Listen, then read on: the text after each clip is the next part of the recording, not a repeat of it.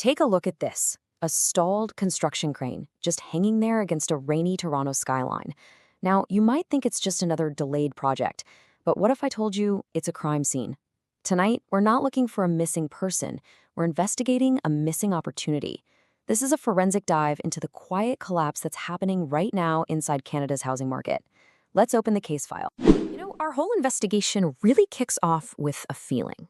A feeling I bet you've had yourself. You see the numbers on the news, and then you see the numbers on your bills, and they just don't add up. This quote, I think, just nails it.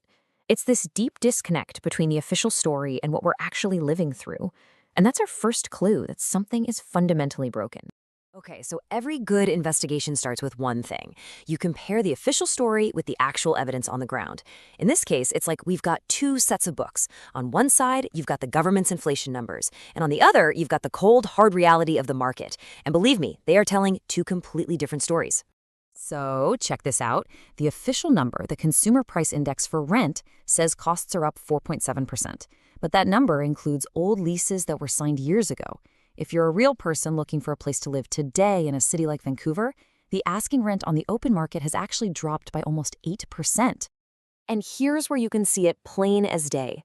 That 12.6% chasm between the official story and what's really happening, that's what we're calling our hidden assumption. It's the ghost in the machine. It's the reason why the official data feels so wrong, and it's the key that's going to unlock this entire case for us. All right, so we've established that the numbers are, well, they're not telling the whole truth. Now it's time to perform a financial autopsy to really understand the fallout. We're about to find out what exactly is causing thousands upon thousands of real estate deals to just collapse. So let's ask the central question for this part of the investigation. What's the murder weapon? What is the precise mechanism that's stalling all those cranes and emptying out construction sites all across the country? It comes down to this number. $170,400. This right here, this is the weapon. So what is that number? It represents the average appraisal gap on just a standard 600 square foot condo in Toronto. See, it's the difference between what a buyer agreed to pay a few years ago and what a bank says that same condo is actually worth today. And since banks will only give you a mortgage for the current value, the buyer is suddenly on the hook for that 170 grand in cash.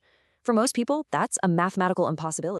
Let's break down the math real quick. Buyers got locked in at almost $1,200 a square foot, but the market's taken a dive, and now appraisers are valuing those same units at just over $900. That $284 per square foot gap creates a valuation vacuum, and that is the trigger for a massive cascade of defaults. And this one gap, it sets off a domino effect. First, the buyer defaults, then the project developer fails. That's when the senior lender, the big bank that funded the whole thing, seizes the building. It's a process called receivership. They come in, they cancel all the original sales contracts, and then they sell the entire building in one go to a corporate buyer. But here's the thing. This collapse doesn't hit everyone the same way. Take a look at the capital stack. The senior lenders, the big banks, they're in first position, so they get almost all their money back. But the junior lenders, the ones who provided the riskier loans, they are getting completely vaporized. And who are these junior lenders? Well, a lot of the time they're investment funds, funded by pension plans. Yeah, your money. Now, if the financial damage is this bad, and pensions are taking these massive hits, you'd think this would be a full-blown front-page recession, right? So, why isn't it?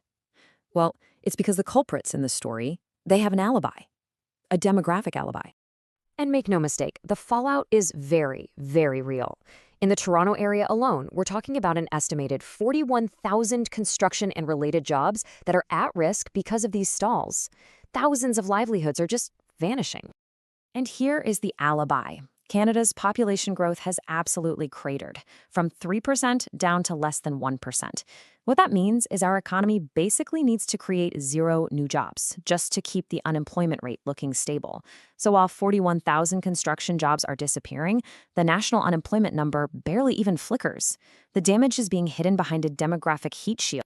So the crime has been committed, the damage has been hidden. And that brings us to the final act of our investigation. We get to ask the most important question in any detective story. Cui bono? Who benefits? It's time to follow the money. So, meet the new landlords. While all those individual buyers are getting wiped out, these huge real estate investment trusts, or REITs, companies like CapREIT and Killam, are stepping in. They are the ones buying up entire buildings from the receivers at a discount. And the scale of this is just staggering. We're not talking about a few buildings here and there.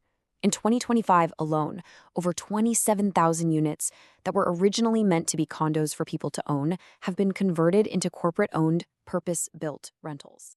So what's their play here? It's a strategy called institutional arbitrage. It's pretty simple, actually. They can buy these brand new but distressed buildings for way, way less than it would cost to build them from the ground up today. And at that fire sale price, the rental math finally works out for them, even as it was completely destroying the individual investors they replaced. Okay, all the evidence is in. The witnesses have been heard. It is time to deliver the verdict on this investigation. What we are all witnessing is a fundamental, systemic change in our housing market. Here's the bottom line. The number of homes hasn't actually changed. The buildings are still standing. What's been stolen here isn't the housing itself, it's the opportunity for ownership. What used to be a path to building middle-class wealth is being permanently converted into a revenue stream for massive corporations. Which brings us right back to our crime scene. Remember, the junior lenders who got wiped out were funded by pension plans. The winners are giant institutions. So the question I want to leave you with is this: who really paid the price for this heist?